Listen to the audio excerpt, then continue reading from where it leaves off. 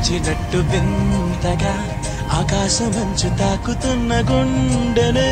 కొరుక్కుతున్న కళ్ళు చూసి వెంటనే మనస్సు నవ్వే మొదటిసారి ఏం మార్పిది ఎడారి ఎండమావి ఉప్పెనై ఉంచెనే